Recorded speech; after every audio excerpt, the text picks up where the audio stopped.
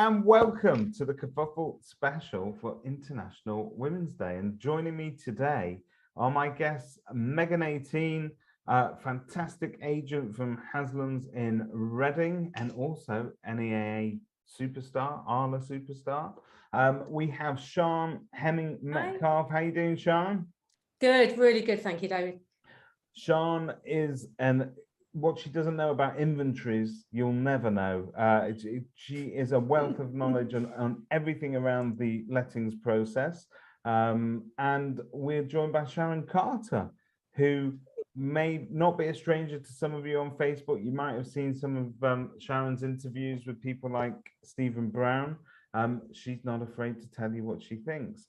And our very own Sarah Blair, Kerfuffle superstar. How are you doing, Sarah? I'm good, thank you, David. Very good. This is the first time we've coaxed you out of your darkened room into the limelight, right? Yes, very first one. Well, we may as well address that. We didn't want to come across as being as pure tokenism for this sort of day, because we sort of thought, okay, we'll let you all sort of get on with it and do it yourselves. And it's a subject which I think these days people have to be very careful with. There is a lot of virtue signaling going on even in our industry. There's tons of it in the different groups and people that have got together, and you need to watch your words and your actions as well. But we wanted to really try and put a positive slant as well on International Women's Day, because I think there's a lot. There is a lot of women working in property, not necessarily where you maybe want to see them.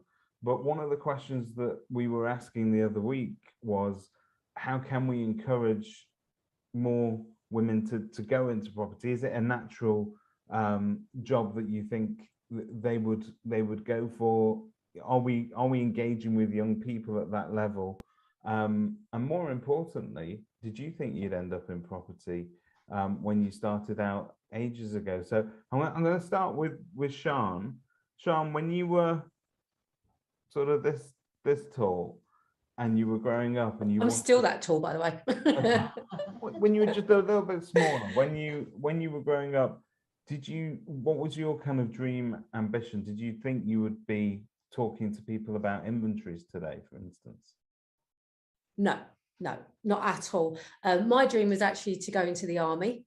That's what I wanted to do. I wanted to do nursing in the army, but events, from a home point of view, kind of it never got there. And but then I started my career in the prison service, and I was there for like 21 years. I worked my way up from an officer all the way up to a governor, and I did that before leaving to start my property life, as it were. Start this whole new chapter, and that was really just born out of an experience, a bad experience that I had with, to be honest, a letting agent, with a process, with an inventory that just didn't protect me. I lost a lot of money, and I just thought, I can do better than this. There's got to be a better way. And I just used all the experience that I kind of gained working in the prison service, working with Her Majesty's Inspectorate, working on standards, and then brought that over to what I'm doing now. So it was never ever a conscious decision, but it was all kind of like led by my experience that it involved me getting into loggerheads with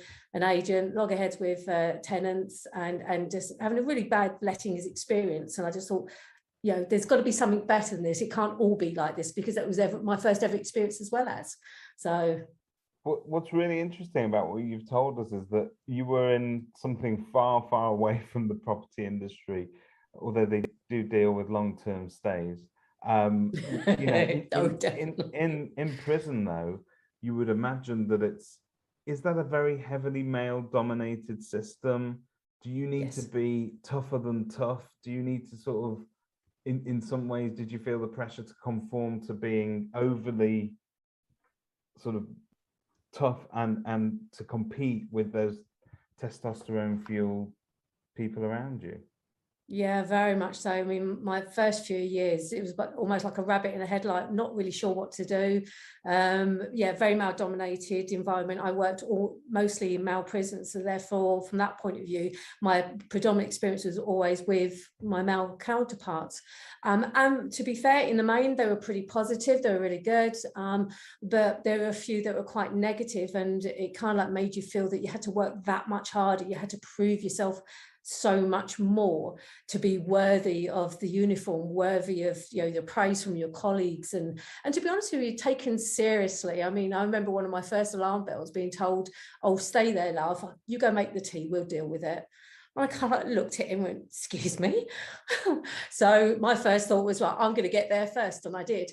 But it, you know, it helped shape me, I think, as a person in some respects. I didn't necessarily take it as a negative, but it did help me shape me in regards to how I dealt with things, how I learned to deal with things, and also, to be honest, to develop a bit of a thicker skin, because in that kind of environment, you know, if I took things too much to heart, I'd probably be upset all day, every day, and I didn't want that. I wanted to learn, but I also wanted to prove both to myself and to them as well that no, actually, I'm here because I'm good. I know what I'm doing, and I can do it well. So that transition then into the property world, which again can sometimes be a male-dominated industry, or at least was, and it looks like we see some light at the end of that tunnel. That was a seamless kind of segue into possibly a less confrontational zone.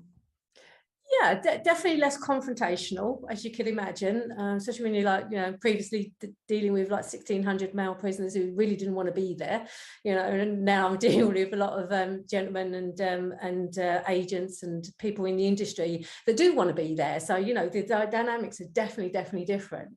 You know, still get the odd comment, still get the odd thing that think, oh, actually, no, that's not right. But I now know how to deal with that. I've learned how to de-escalate a situation. I've learned how to tackle people and change how I talk to them to get a better response from them, and equally also stand my ground. You know, if I feel I'm right and I believe that what I'm doing is correct, I'll say that, you know, politely but assertively. And I think my experiences, you know, working in the prisons and doing that for 20 odd years really has helped me to be able to actually say, well, no, I want it this way, or I think it should be that way, and I've got a voice, which certainly when I first started out in my career, I don't necessarily think I had. It's a fascinating story. See, you think you know someone, and then you find out they're the governor of a prison. That's awesome. I also beg to differ as well. I think when you get to a checkout and you're having to deal with inventories and checkouts and arguing with a landlord that they can't have £600 for cleaning of one carpet, I think that's conflict. Oh, it's definitely conflict. I've had that a couple of times. And, not criminal level of conflict, but you know. No, but you do learn how to deal with that. And I must admit, I've had one occasion where I've actually ordered the landlord and the tenant out of the property because they were so busy having an argument, I couldn't concentrate on what I was doing. So it was literally a case of you out. And they did. So, you know, there's some definite skills going on there. So that's been really quite useful.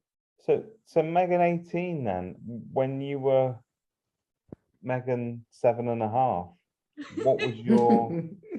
what was your dream? Where did you think you were going to be? I'm going to let you into a really big secret. I actually wanted to be Mowgli from the Jungle Book. Okay.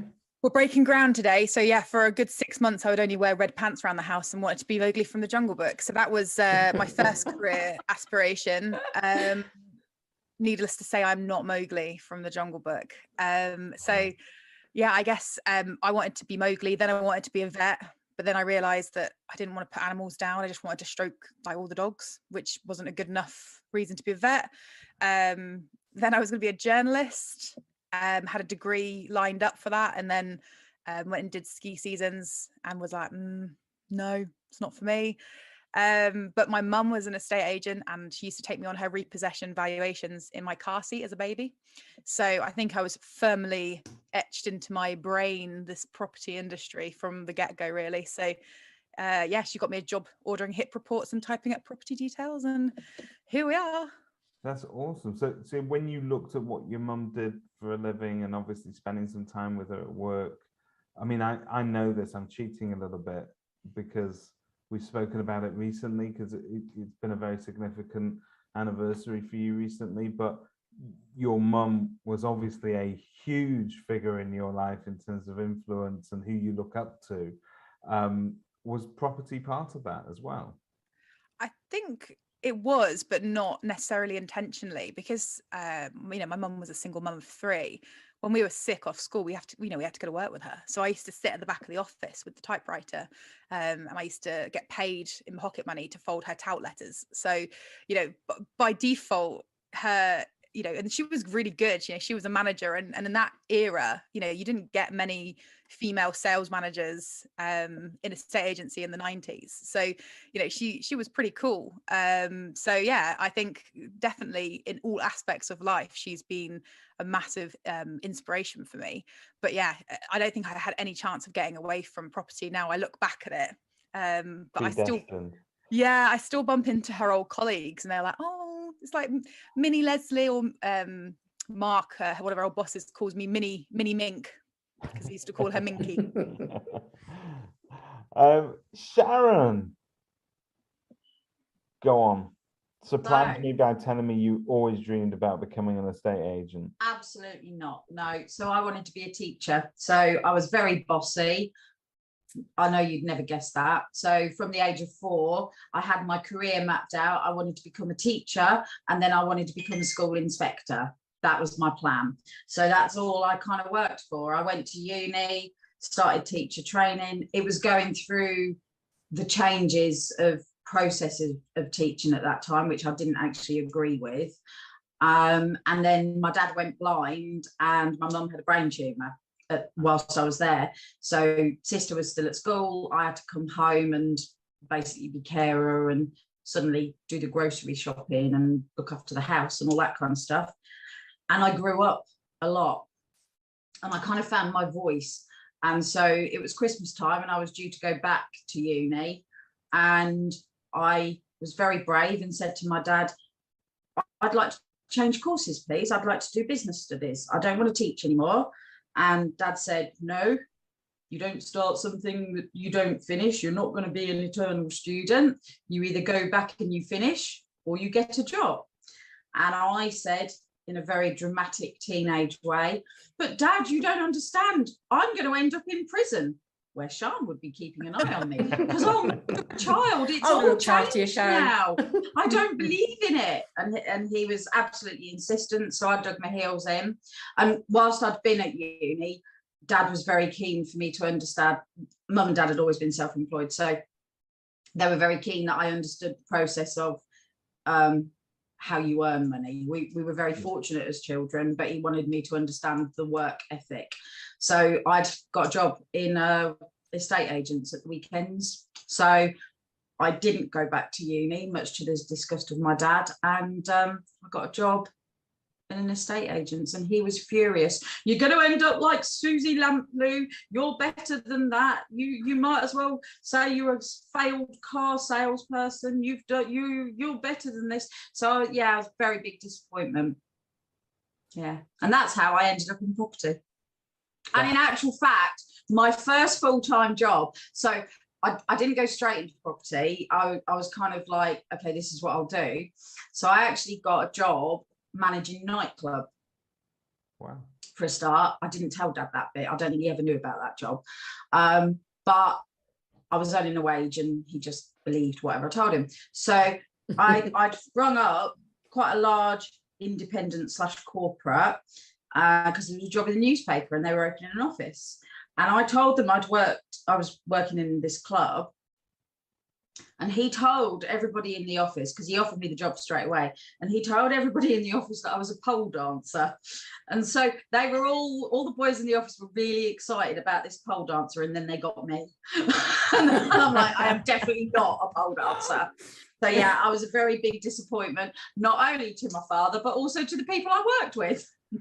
But okay, we'll just concentrate on that for a second. I take it by this point in your life, and from some of the things you say, you don't give a damn who is disappointed with you or what they think about you. You seem to be quite certain about what you believe, or is that I'm experience? I'm actually really sensitive, and I'm incredibly soft inside. I have an exterior. Oh, is that just me, or is she gone? No, she's No, just lost her. And I'm not afraid to. Oh, We lost you there for a minute. Sorry, we sorry. lost you at you were just saying that you're quite sort of soft inside, and it's a harder exterior. And I think my time as an agent, particularly when I set up for myself, I have developed further this exterior of tough, don't care, but actually it's very much in conflict with what my true personality is. I'm a bit like, I could potentially be schizophrenic. I am literally like two people. We're going to come back to that in a second. Sarah, I asked you earlier on the call what you wanted to be when you were little, and I'm not going to be able to get this image of you asking me if I want chicken or beef out of my head. So, Sarah, would you tell the lovely people at home what you wanted to be growing up? I wanted to be cabin crew. So one of my dreams was to be a virgin which I never actually got there. But yes, I don't know what it is, just to be the trolley dolly. It was just something from my childhood. But I actually started my career in the travel industry actually. And years ago, I did well over 10 years there, working my way up into different roles in travel, and a really heavily female dominated industry at the time. And loved it, selling holidays. I was actually in a millionaires club. So my target per year used to be selling £1 million worth of holidays, which you can imagine, which was fantastic. But after that, I fell into the property industry, starting my time at Brief Your Market. So it was a fairly young company when I joined there. And again, did just over sort of 7 years there, helping agents use their marketing platform, really. I was doing training, account management. But yeah, traveling the whole of the UK, visiting all the lovely agents in this industry. So can we just see one of these? Yeah. When I get on a plane and I see them, I just think, just let me do it, just one time. Sarah, where are your nearest exits? In the front and behind. I think we need to be able to at least make that wish come true, Sarah. Yeah, I'm going to work on that for you. You know how Mr. Whale loves dressing up, and I did say for one event we should all go as Kerfuffle trolley dollies. We could have a pink little neckerchief, we could have a full-on outfit, pink stilettos. There is some sort of glamour to everyone thing, isn't there? Simon would look lovely as a trolley dolly. I spoke to Simon earlier, and he said to me that he turns 50 next year, and he wants everyone to throw him a surprise birthday party. So, good idea. I like it. Your moment. You think Kerfuffle Airlines? Oh, this could be. Oh, that is cool. So we've obviously we've all arrived in this industry through really, Megan, you're the only one that was born into it, I'm afraid. The rest of us kind of fell into it at some point, or our lives sort of turned a different path to where we started out. But in terms of whether or not this industry is welcoming to everybody, if it's a place that women can actually now progress, can they, or is there still that sort of pressure that actually it's not an industry where you can progress? There is no real opportunities for progression and to go up the chain, because at some point you're going to clash with a very traditional system. Do I advise my kids to become estate agents, whether they're boys or girls? Actually, is a great question for all of you. I'm going to start in no particular order. Megan. Well, I absolutely don't want my son to become an estate agent. That's the first question answered. I think tick that one off the list. I think that there's, in my opinion, two sides to this. I think that certainly the last few years, it's felt more like we're more and more represented as women, I think, in the industry. I think that we are becoming more prevalent. Is there still a long way to go? Yeah. The reality is that in the gender pay gap stats that came out last year, I think it was every 80p we earn, a man earns £1. You know, so, and that's on average, and there were some companies that dipped way below that, which is a real shame. For me, I think that we also as women have a part to play in that. You know, it's been statistically shown that we're less likely to apply for these big roles because we're more concerned we don't hit the criteria, whereas a man in the same ilk will just go, yeah, we'll give it a go. And I actually spoke about this in the office yesterday, and all the guys was like, yeah, no, I would have definitely gone for it. And I was like, yeah, proves a point really. So yeah, I think we're on the way, but there's still a way to go. But I think as a woman, I think confidently that where I've been in the last 14 years, things have definitely got better. Fantastic. Well, on the supplier side of things, it's a different type of structure, it's a different ecosystem, but all feeding into that same industry. Sián, what's your view of it? I mean, the supplier industry is quite diverse, isn't it? I mean, I'm not just talking from inventory provider point of view, but if you look at all of the different supplier options that, you know, feed into the lettings process, it does feel like it's more male dominated, especially if you look at, say, for argument's sake, like gas engineers, electricians, that sort of thing. Then when you look at the cleaning side, it tends to be more women.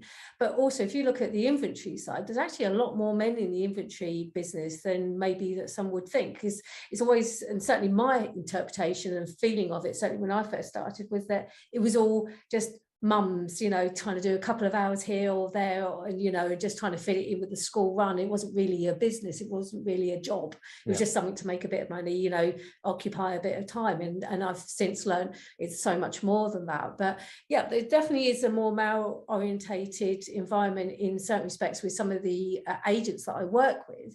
But I have noticed, certainly in my own experience over the last 10 years, that I am seeing women in the agency progress up the ladder, become, branch managers, certainly with my own personal clients that I work with as well as, but I don't necessarily see a lot more higher than that. I mean, I see that in Property Mark. If you look at Property Mark, for argument's sake, you've got Nikki Heathcote, who's like the chair, the executive chair. So you do see women in quite high level positions, but not so much, from my personal point of view, in the agency side. I see a couple of branch managers, and I work with some of them as well as, but I don't see a lot of them. I don't see it, you know, the balance yet. But I agree with Megan. I think it's definitely going in the right way. And I also agree with Megan in as much as that we've got to put ourselves forward. Half the battle is having that confidence to say, no, I can do it. I am good. And I not necessarily I've got to prove it, but equally give me the chance to show that I can do exactly the same as anybody else. So in staying with that sort of lettings theme for a second, my experience of agencies is that lettings and management departments are full of women, and very few men. You would always have some sort of lettings neg that would be more aggressive, in and out. He's the flash guy that's going out bagging the tenants, and then he'd hand all the admin over to some dolly behind a desk and go, there you go, fill that out for me, I'm going to cash in my commission check. And that was the way it was in a number of different businesses that I've been in.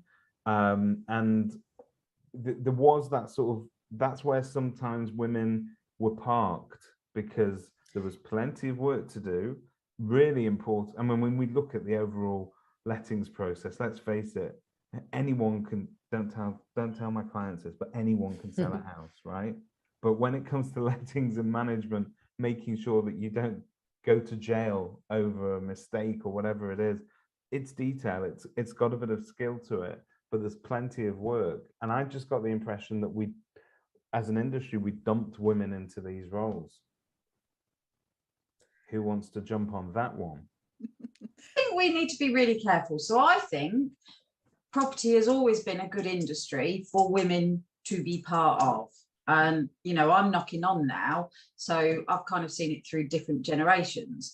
And I genuinely feel that even when I was a young whippersnapper, that there were very good opportunities for women particularly, as Sián said, at sort of branch manager level. And I think that property has always been very good for women to get into, and I think it's even more so now. I do feel there's a little bit of the old boys network that still exists, but I don't think that's just with regards to property. I think it's kind of how it works, but as women we just need to learn how to infiltrate, and I think that's society as a whole. I think as women it's very difficult, because you need to get a balance of how you're perceived. You need to have a balance of your femininity with masculinity. I think if you're a female boss, irrelevant of industry, I think you are judged much more quickly on how you react to a situation. And I've got a lot of examples of that over the years. But I think that's society as a whole rather than just property. But from a career viewpoint, I think property is one of the better industries that give women kind of equal opportunities, personally. It's a different perspective. Yeah. Completely. I mean, I know as a boss, I know over the years, I certainly know how people will react to me. I do feel that I very quickly had to put on a kind of suit of armor, but then equally, I don't know how I'd have been if I was the male boss of the same company. Can't compare myself. Do you think, Sharon, sometimes that you're judged more harshly by women than you are by 100%. men? Women are more critical, so for and men, but I think you're criticized more by other women than, because women are so focused on appearance. Okay, you'll have the lads at the back who'll be going, oh yeah, she's fit or whatever, but I think women, we're our own worst enemies sometimes. We're horrific. Why is it that if you've got two people standing on stage, that women can focus on how that lady looks rather than the job that she's doing? I know, as I say, from being the boss, without question, there are times where if there'd been a male double of me, God help the world, but if there'd been a male double of me and I'd stood in front of a team and said a speech, and that male double had said exactly the same words, I know without question the team, and predominantly women, but both, would say, oh, she's a bitch, oh, she must be on her period, or something like that. Whereas the male boss would be, yeah, we need to do that, we have respect. And I think that's society as a whole, but us as women need to take the lead on this and take some responsibility of it. Do you think as well, though, that I know, and David had to give me a pep talk this week, so he knows that I am probably my own worst enemy, because I so heavily criticize myself, and I hold myself at such a high standard that actually I think sometimes a lot of this is down to me rather than men, women, whatever. And literally, I have a line of people around me that have to kind of go, come on, Megan, pull yourself together. And that's the reality, I think, that we've become. But I think the thing is with lettings, like what you were saying earlier, David, is that lettings is absolutely where I ended up, because I was told as a woman I could never work in sales, which is ridiculous. But actually, I think that when you look around you, typically the really successful letting agents is because they're really great at multitasking. And I don't mean to call you men out here, and I know you're outnumbered right now, but no, it's true. We are better at multitasking than a man. And you do have to, one minute you're thinking about your legislation, then you're trying to sell it, then you're trying to close the deal. You know, you're having to juggle so many parts. But like, if I look at my team at Haslam's in Reading, we are predominantly, it was a male team, and slowly it started to become more and more female embodied. So I think that, again, that aspect of the business is definitely becoming more split. See, I only ever had predominantly female teams, and it was almost like the token couple of men, and they were the ones that caused more problems, to be fair. And if it was ever coming down to like a serious rent chase problem or anything like that, the best person to do that was always female, because it's less confrontational. And you know, I could be a Rottweiler, but it wasn't the same reaction. If you were going to visit a male tenant who was known to be a little bit feisty, I would never send a man. Sarah, you work in the best company in the world to work for. I can't imagine anywhere more fun. But we have a very strong and thriving female contingent within the company, and I often feel outnumbered. But that's cool. My mother still refers to me as her eldest daughter, so it's fine. But from your perspective as a supplier, and now working for Kerfuffle, where you deal with other suppliers, is the supplier space as heavily sort of male dominated? I get the impression that it's fairly even nowadays. Yeah, I think there's a good mix in there. I mean, I'm really lucky, you know, the people I get to speak to day in day out on the supplier side, you know, there's some real phenomenal people, men and ladies, both of them. But I do think there's a definite mix. I think we still, like Megan and all the ladies saying, we could be doing more. But no, definitely an even mix at the minute. And we spoke earlier about sometimes we're our own worst enemies, or women in certain roles may be their own worst enemies. At the moment, there seems to be a real sort of a galvanizing of female opinion over social media, particularly in our industry. I mean, I'm not privy to what goes on inside the Women in Property group, for instance, but there's a number of different, there's also women in residential property, but it's now a thing. You know, this 5 years ago, there was none of this whatsoever. And it just feels like perhaps during lockdown, but also with social media being as prevalent as it is, it's an easy forum to kind of get like-minded people together. But they don't always agree. There are diverse opinions, aren't there? That should be, that should be embraced, isn't it? And I honestly think if I was young now, I think now is the best time ever to be in the property industry, for opportunities that are there, kind of thing, to not have to say it's about being a man or a woman, it's about being the best person for the job. And I think now would be amazing. If I was young now, it'd be fantastic. I think you wouldn't have to kind of prove anything other than your capability of the job, in the same way that, you know, and like I said earlier, I do genuinely think property has always been really good for females, but I think it was harder to get, because of the old boys network, to get the higher level roles. And I think now it's brilliant.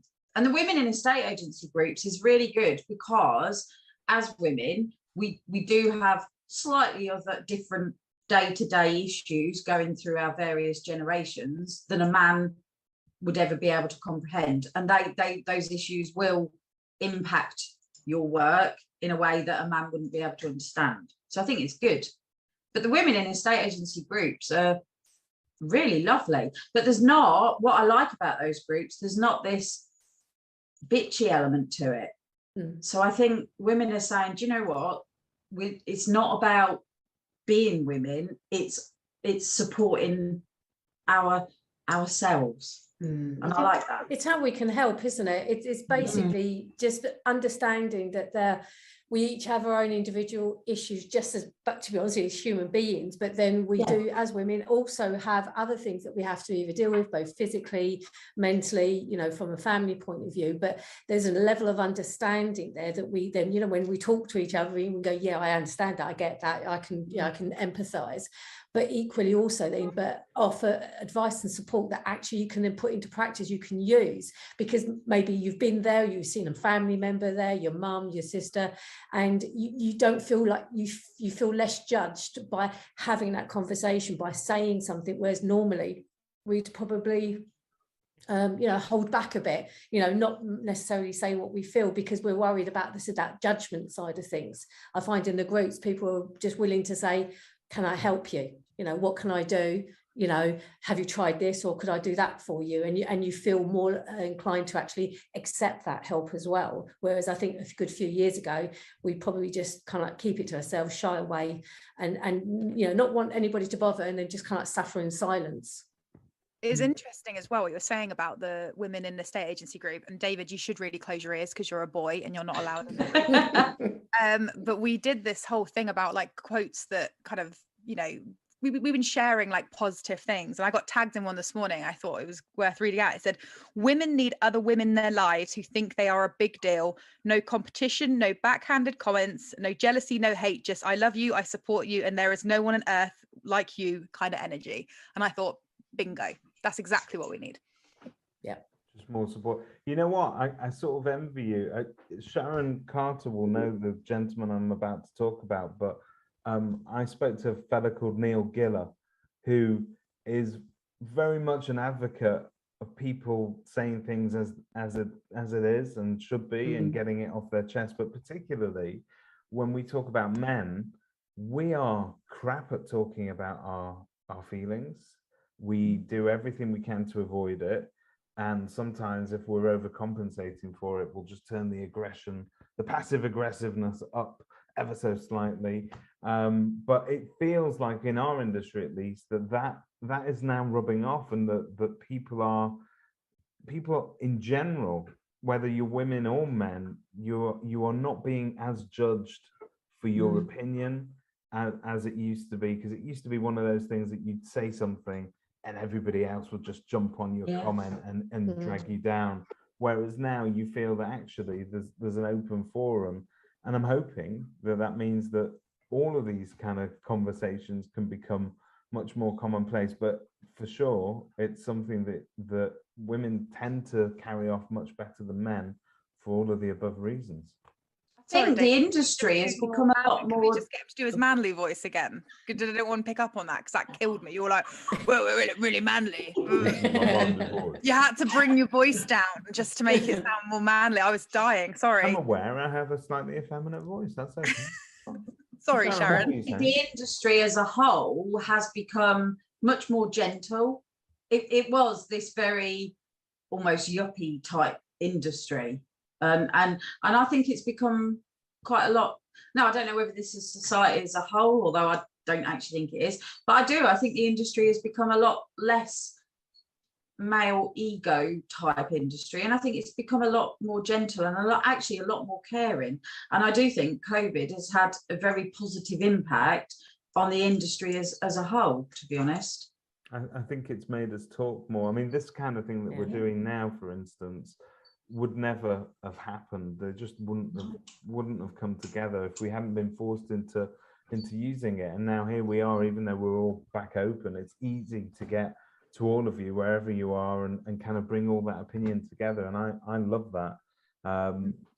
Sarah, other than me, who has inspired you along your journey? So in terms of, women that have either given you guidance or helped you along, or people that you've looked up to? I think one of the biggest ones has been Susanna Mavity. So I used to work with her at Brief Your Market, and then she was helpful in my step over to Kerfuffle, shall we say. I have to mention Mr. Whale or I may get fired, obviously.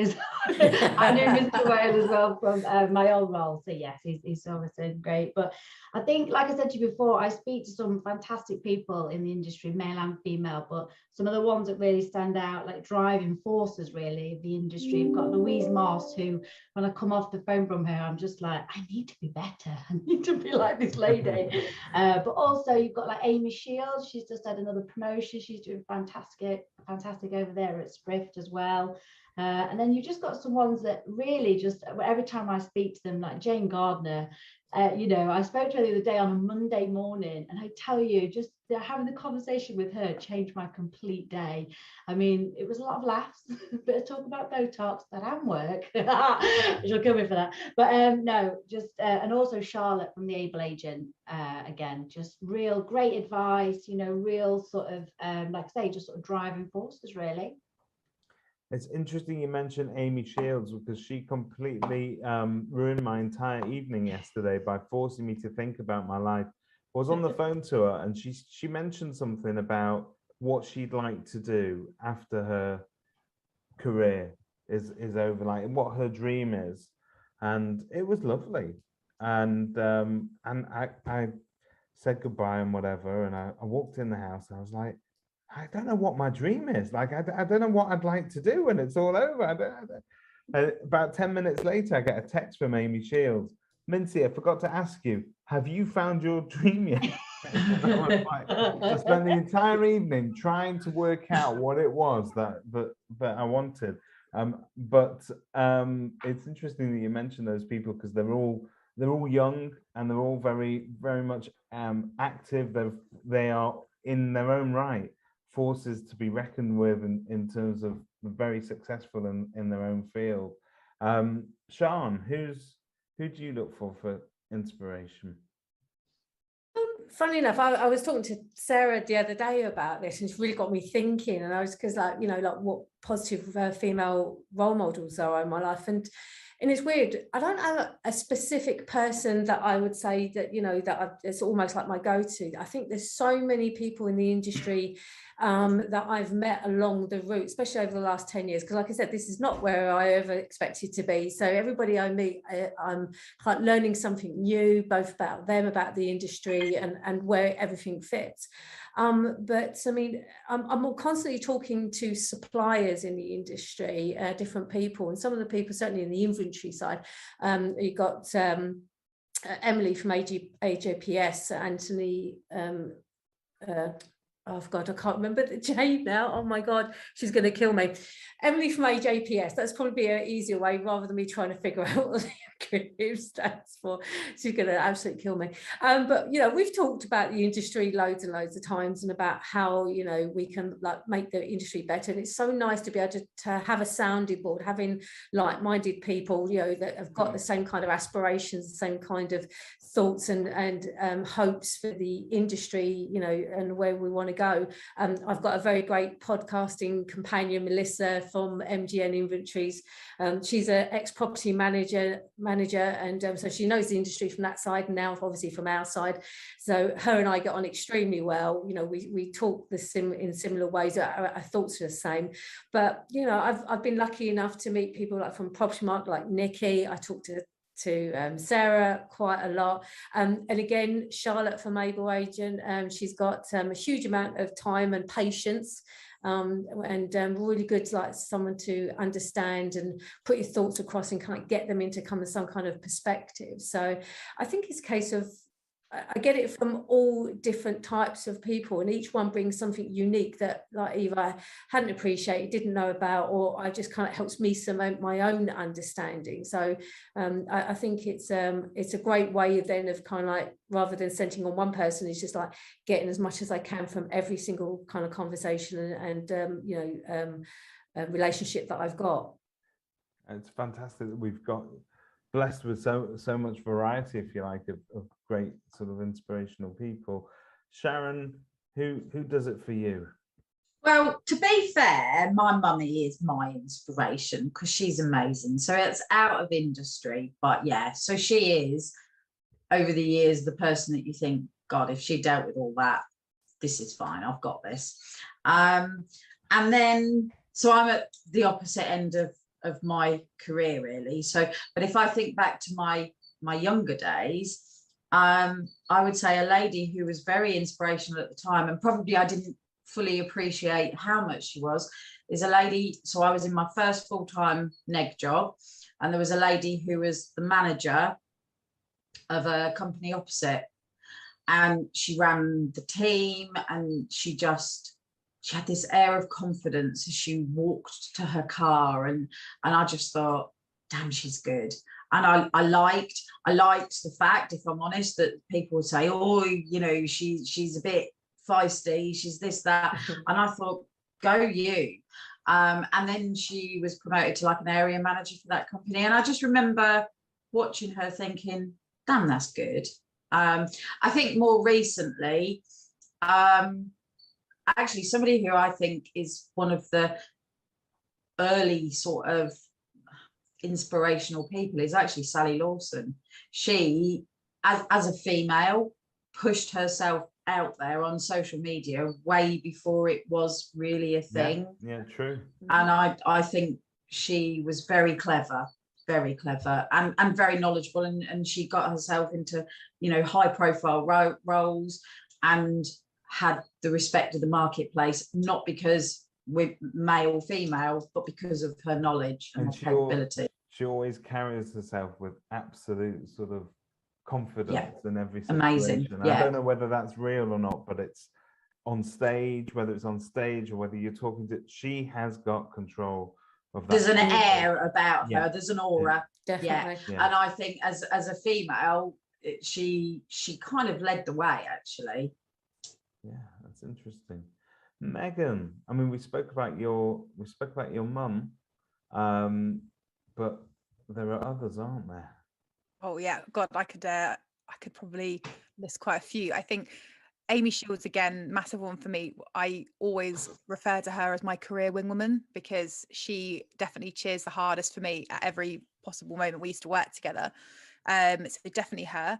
And so Nikki Stevenson, she's the MD of Fine and Country. So again, she was worked at the company I used to work for, and just, I think when you work with somebody and then you see them soar like that, it's really naturally inspiring. She probably doesn't even realize that, but I think she is amazing. I think what she's achieved in her career is amazing. You know, and she's just a lovely person as well. So I think there's all of those people. I think we've got some great, you know, female presidents in the presidency team at Arla at the moment with Maxine and Harry. I think they are awesome in their own rights as well. So to be honest, we're so well represented for awesome women. Like I think we could easily sit here and do like list them off, but there's so many great ones. It's interesting that property mark space is becoming very, very much more.